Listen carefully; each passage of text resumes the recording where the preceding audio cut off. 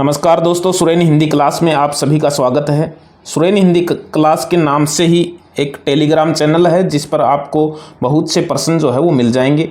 छायावाद के प्रश्न जो है आज हम करेंगे और इसमें लगभग 96 प्रश्न है, 96 प्रश्न है। पहला प्रश्न है, छायावाद की समय सीमा क्या है। छायावाद की समय सीमा का जो है वो पहला प्रश्न है इसमें कि छायावाद की समय सीमा क्या है। तो छायावाद की समय सीमा सन 1918 से लेकर 1936 तक रही हुई है। दूसरा प्रश्न है, छायावाद युग को स्वच्छंदतावाद युग किसने कहा है।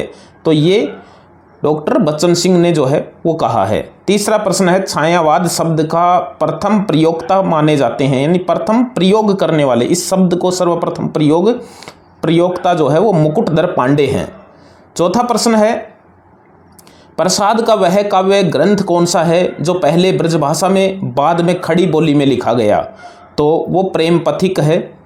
पांचवा प्रश्न है, छायावाद को स्थूल के प्रति सूक्ष्म का विद्रोह किस आलोचक ने कहा है। तो ये डॉक्टर नगेंद्र ने जो है वो कहा है। छठा प्रश्न है, गिरजे का घंटा किसकी प्रथम कविता है। तो ये सुमित्रानंदन पंत की एक प्रसिद्ध कविता नहीं बल्कि प्रथम कविता है। सातवां प्रश्न है कि किस कवि को शब्द शिल्पी कहा जाता है। तो ये सुमित्रानंदन पंत को ही शब्द शिल्पी जो है वो कहा जाता है। आठवां प्रश्न है, कामायनी में कुल कितने सर्ग हैं। तो कामायनी में कुल 15 सर्ग हैं। नौवां प्रश्न है, अरविंद दर्शन से प्रभावित कवि थे। तो अरविंद दर्शन सुमित्रानंदन पंत जो है वो इस दर्शन से प्रभावित थे। 10वां प्रश्न है, कौन सी रचना हिंदी का पहला शोक गीत कहलाती है। तो वो सरोज स्मृति है जो निराला की एक रचना है जो बेटी की स्मृति में लिखी गई है। सरोज उनकी बेटी का नाम था। 11वां प्रश्न है, तुलसीदास के रचनाकार हैं। तो तुलसीदास निराला की एक प्रसिद्ध रचना है। 12वां प्रश्न है, किस कवि ने स्वयं को बसंत का अग्रदूत कहा है। तो वो भी निराला ने ही जो है वो कहा है। 13वां प्रश्न है, जब वेदना के आधार पर सहानुभूतिमयी अभिव्यक्ति होने लगी तब हिंदी में उसे छायावाद के नाम से अभिहित किया गया, यह कथन है। तो ये जयशंकर प्रसाद का कथन है। 14 नंबर का प्रश्न है कि महाप्राण किस कवि को कहा जाता है। तो महाप्राण जो है वो सूर्यकांत त्रिपाठी निराला को कहा जाता है। 15 का प्रश्न है, अबे सुन बे गुलाब में गुलाब किसका प्रतीक है। तो इसमें गुलाब पूंजीपति वर्ग का है। और ये जो पंक्ति किस कविता की है, कुकुरमुत्ता कविता की है जिसमें गुलाब जो है वो पूंजीपति वर्ग का प्रतीक है। गीत गूंज के रचयिता हैं। तो गीत गूंज जो है वो निराला की ही एक रचना है। 17 का प्रश्न है कि पंत की किस काव्य कृति को छायावाद का मैनिफेस्टो कहा गया है। तो ये पल्लव रचना को जो है वो कहा गया है। 18 का प्रश्न है, कामायनी के पात्र ईड़ा का प्रतीकार्थ है, यानी इसका प्रतीकार्थ क्या है। तो ईड़ा जो है वो बुद्धि की प्रतीक है। प्रिमल के रचनाकार हैं। तो प्रिमल जो है वो सूर्यकांत त्रिपाठी निराला की एक रचना है। पंत का पहला काव्य संग्रह कौन सा है। तो पंत का पहला काव्य संग्रह उच्छ्वास है। पहली कविता गिरजे का घंटा है और पहला कविता संग्रह जो है वो उच्छ्वास है। छायावाद काव्य की विशेषता है। तो ये उपयुक्त सभी आएंगी। आत्माभिव्यंजन भी है, सौंदर्य चित्रण भी है, प्रकृति चित्रण भी है, उपयुक्त सभी हैं। 22 का प्रश्न है, एकलव्य के रचनाकार हैं। तो एकलव्य जो है ये रामकुमार वर्मा की एक रचना है। इसका प्रश्न आया हुआ है यूजीसी नेट में। सुमित्रानंदन पंत को किस रचना के लिए ज्ञानपीठ पुरस्कार मिला। तो इनको चिदम्बरा रचना के लिए जो है वो ज्ञानपीठ पुरस्कार मिला था। छायावाद के 2 रचनाकार थे जिनको ज्ञानपीठ पुरस्कार मिला, महादेवी वर्मा को और सुमित्रानंदन पंत को। वभ्रुवाहन, वभ्र लिखा हुआ है, ये वभ्रुवाहन है। वभ्रुवाहन 1911 में रचित एक रचना है। इसके रचयिता हैं, तो इसके रचयिता हैं जयशंकर प्रसाद। 25 का प्रश्न है, निराला की राम की शक्ति पूजा नामक लंबी कविता किस काव्य संकलन में संकलित है। तो ये अनामिका नामक काव्य संकलन में संकलित है।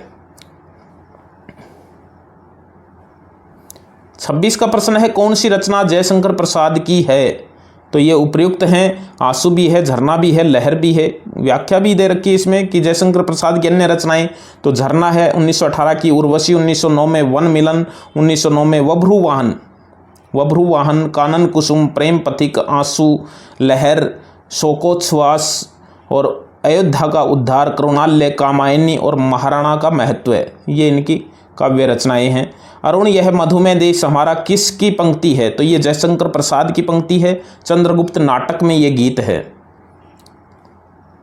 सुमित्रानंदन पंत का काव्य नाटक कौन सा है? तो रजत शिखर भी है, शिल्पी भी है, ज्योत्सना भी है, यानी उपयुक्त सभी इनके काव्य नाटक हैं। यामा का प्रकाशन काल क्या है? तो यामा महादेव वर्मा की एक रचना है जो 1940 में प्रकाशित हुई और 1982-83 में इसको ज्ञानपीठ पुरस्कार मिला था। यामा एक ऐसी रचना है जो इनकी पूर्व में प्रकाशित 4 काव्य संग्रहों को मिलाकर एक रचना शामिल की गई थी जिसको यामा कहा जाता है, जिसमें निहार, नीरजा, रश्मि और सांध्य गीत, इन 4 पुस्तकों को एक साथ एक कवर में छापा जिसका नाम यामा रखा गया और 1940 में प्रकाशित हुई और 82-83 में इसको ज्ञानपीठ पुरस्कार जो है वो मिला था। हालावाद का जनक किसे माना जाता है? तो हालावाद का जनक हरिवंश राय बच्चन को माना जाता है। 31 का प्रश्न है, प्रभात फेरी के रचनाकार हैं? तो प्रभात फेरी नरेंद्र शर्मा इसके रचनाकार हैं और इसमें नरेंद्र शर्मा हालावादी कवि थे। इनकी अन्य रचनाओं में शूलफूल, द्रौपदी, सुवर्णा, उत्तरजय, रक्तचंदन, प्रवासी के गीत, अभिशस्य, प्यास, निर्झर, कदलीवन और पलाशवन, ये नरेंद्र शर्मा की रचनाएं हैं जो एक प्रेम और मस्ती के कवि थे, हालावादी कवि थे। विराम चिन्ह किसकी काव्य करती है? तो ये रामेश्वर शुक्ल अंचल की एक कविता संग्रह की पुस्तक है और विराम चिन्ह नाम की पुस्तक रामविलास शर्मा की भी है जिसमें निबंध है। जयशंकर प्रसाद की कौन सी रचना विरह काव्य है? तो विरह काव्य आंसू है। कामायनी में किस दर्शन की अभिव्यक्ति है? तो कामायनी में शैव दर्शन की अभिव्यक्ति है। प्रेम और मस्ती की कविता लिखने वाले कवि हैं तो वो हालावादी कवि हैं, उपयुक्त सभी, हरिवंश राय बच्चन भी है, रामेश्वर शुक्ल अंचल भी है और नरेंद्र शर्मा भी है। 36 का प्रश्न है, प्रेत का बयान कविता किस कवि की है? तो प्रेत का बयान जो है ये नागार्जुन की एक कविता है। सरोज स्मृति रचना में सरोज कौन थी? तो निराला की बेटी जो है वो सरोज थी जिसकी स्मृति में ये कविता लिखी गई थी। अंबरपन घट में डुबो रही तारा घट उषा नागरी, यह पंक्ति किस कवि की है? तो ये जयशंकर प्रसाद की एक रचना की पंक्ति है। कविता करने की प्रेरणा मुझे सबसे पहले प्रकृति निरीक्षण से मिली है जिसका श्रेय मेरी जन्मभूमि कूर्मांचल प्रदेश को है। यह कथन किसका है? तो ये सुमित्रानंदन पंत का कथन है। वो लिखते भी हैं ऐसा कि मैं जब छोटा था तो पहाड़ियों पर बैठकर दूर तक प्रकृति को निहारा करता था, तो प्रकृति निरीक्षण से उनको कविता की प्रेरणा मिली है। कलाधर उपनाम से किसने ब्रजभाषा में कविता लिखी है? तो कलाधर उपनाम से जयशंकर प्रसाद ने ब्रजभाषा में कविता लिखी है। 41 का प्रश्न है, छायावाद के पतन का कारण क्या है? तो छायावाद के पतन का कारण है लाक्षणिक काव्य शैली, रोमानी भावुकता और अतिशय काल्पनिकता। उपयुक्त सभी जो है ये छायावाद जो है उसके पतन के कारण है। जयशंकर प्रसाद की अंतिम रचना है, तो अंतिम रचना कामायनी है। भावी पत्नी के प्रति किसकी कविता है? तो ये सुमित्रानंदन पंत की कविता है। 44 का प्रश्न है, राम की शक्ति पूजा का रचना काल है? तो ये सन 1936 इसका रचना काल है। सुमित्रानंदन पंत का जीवन काल क्या है? तो ये 1900 ईस्वी से लेकर 1977 ईस्वी तक इनका जीवन काल रहा है। सुमित्रानंदन पंत को कौन सी रचना पर ज्ञानपीठ पुरस्कार मिला? तो वो मिला था चिदम्बरा के लिए। लोकायतन जो रचना है उसके लिए सोवियत लैंड नेहरू पुरस्कार इनको मिला हुआ है और चिदम्बरा के लिए ज्ञानपीठ पुरस्कार मिला हुआ है। जयशंकर प्रसाद ने कौन सी पत्रिका निकाली? तो वो इंदू पत्रिका इन्होंने निकाली थी। निराला की कौन सी रचना हिंदी का पहला शोक गीत कहलाती है? तो वो सरोज स्मृति है जो हिंदी का पहला शोक गीत है। इनकी बेटी के निधन पर उसकी स्मृति में लिखी गई कविता है। महादेव वर्मा को किस रचना पर ज्ञानपीठ पुरस्कार मिला? तो वो यामा पर मिला था, वो मैंने बता दिया पहले। निहार, नीरजा, रश्मि और सांध्य गीत 4 पुस्तकों को मिलाकर एक यामा 1940 में प्रकाशित हुई जिसे 1982-83 में ज्ञानपीठ पुरस्कार मिला। कामायनी का प्रथम सर्ग है तो वो चिंता है, आनंद उसका अंतिम सर्ग है। देखिए कामायनी में कुल 15 सर्ग हैं जिनका क्रम यह है, चिंता, आशा, श्रद्धा, काम, वासना, लज्जा, कर्म, ईर्ष्या, इड़ा, शौपन, संघर्ष, निर्वेद, दर्शन, रहस्य और आनंद। कौन सी रचना सुमित्रानंदन पंत की नहीं है? तो इसमें युग धारा नहीं है। युग धारा नागार्जुन की एक रचना है, पल्लव है, युगांत है, ग्रंथि है और इनकी रचनाओं का यहाँ पर कुछ विवरण यहाँ पर दिया गया है। कि इन्होंने पंत ने जो है वो 4 प्रकार की इनकी रचनाएं मिलती हैं। छायावादी रचनाएं, प्रगतिवादी रचनाएं, अंतश्चेतनावादी रचनाएं और नव मानवतावादी रचनाएं। 4 प्रकार की इनकी रचनाएं। प्रश्न ऐसे भी आ सकता है कि कौन सी नव मानवतावादी रचनाओं में शामिल नहीं है। तो छायावाद में इनकी ये रचनाएं शामिल हैं, पल्लव, वीणा, ग्रंथि, गुंजन और उच्छ्वास। और प्रगतिवादी में ग्राम्य, युगांत, युगवाणी, ये प्रगतिवादी रचनाएं हैं इनकी। और श्रवण किरण, श्रवण धुली, उत्तरा, कला और बूढ़ा चांद और वाणी, ये इनकी अंतश्चेतनावादी रचनाएं कहलाती हैं। और शेष इनकी जो है वो लोकायतन, चिदंबरा, गीत हंस, शंख ध्वनि, समाधिता, किरण वीणा, पो फटने से पहले और शशि की तरी, ये इनकी नव मानवतावादी रचनाओं में शामिल हैं। यानी 4 प्रकार की इन्होंने रचनाएं लिखी हैं। वियोगी होगा पहला कवि, आह से उपजा होगा गान, निकलकर आंखों से चुपचाप बही होगी कविता अनजान। यह पंक्ति किस कवि की है? तो ये सुमित्रानंदन पंत की ही कविता है। सुमित्रानंदन पंत की कविता है ये। प्रकाश पतंगे और छिपकलियाँ नामक कविता किसकी है? प्रकाश, पतंगे और छिपकलियाँ, ये सुमित्रानंदन पंत की एक कविता है। निराला की अधिकांश कविताओं की पृष्ठभूमि में राष्ट्रीयता का रंग विद्यमान मिलेगा, यह कथन किसका है? तो ये डॉक्टर भगीरथ मिश्र का जो है वो कथन है कि निराला की कविताओं, अधिकांश कविताओं की पृष्ठभूमि में राष्ट्रीयता का रंग विद्यमान मिलेगा। डॉक्टर भगीरथ मिश्र का ये कथन है। मधुर मधुर मेरे दीपक जल, ये महादेवी वर्मा जो है उसकी एक रचना की पंक्ति है। आधुनिक मीरा किसे कहा गया है? तो आधुनिक मीरा महादेवी वर्मा को कहा गया है। प्रसाद की प्रसिद्धि का आधार क्या है? तो प्रसाद की प्रसिद्धि का आधार कामायनी है, जो 15 सर्गों में प्रकाशित है। सुमित्रानंदन पंत को छायावाद का प्रवर्तक माना जाता है, तो किसने माना है? तो वो किसने? सुमित्रानंदन पंत को नंद दुलारे वाजपेयी ने माना है। माना नहीं जाता, माना गया है नंद दुलारे वाजपेयी ने। सर्वसम्मति से जयशंकर प्रसाद को ही जनक छायावाद का प्रवर्तक माना जाता है। बाकी सुमित्रानंदन पंत को नंद दुलारे वाजपेयी ने माना है। कैदी और कोकिला किसकी कविता है? तो ये माखनलाल चतुर्वेदी की एक प्रसिद्ध कविता है। 60 का प्रश्न है कि जो घनीभूत पीड़ा थी मस्तक में स्मृति सी छाई, और दुर्दिन में आंसू बनकर वह आज बरसने आई। यह पंक्ति प्रसाद की किस रचना की है? तो ये आंसू रचना की पंक्ति है। 61 का प्रश्न है मनुष्यों की मुक्ति कर्मों के बंधन से छुटकारा पाना है और कविता की मुक्ति छंदों के शासन से अलग हो जाना है। यह कथन किसका है? तो ये निराला का कथन है, जो कविता को छंद से मुक्ति के बारे में कहा गया है। कौन सी रचना रामकुमार वर्मा की है?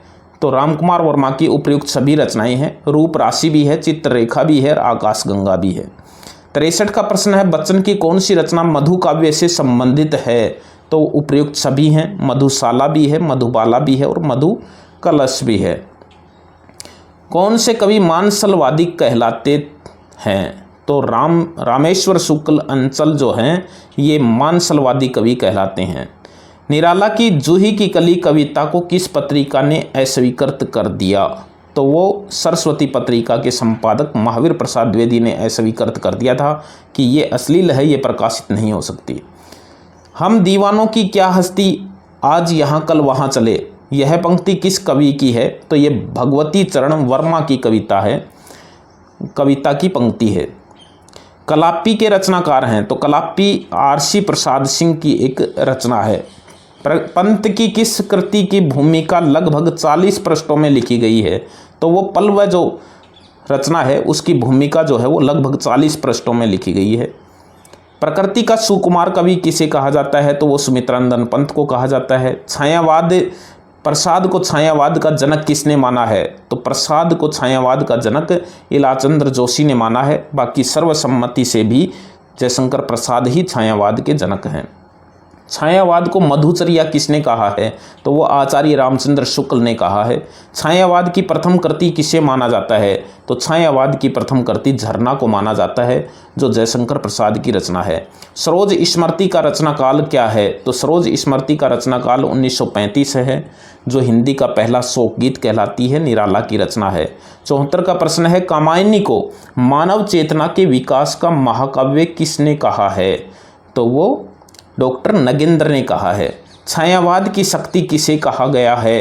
तो महादेवी वर्मा को छायावाद की शक्ति कहा गया है।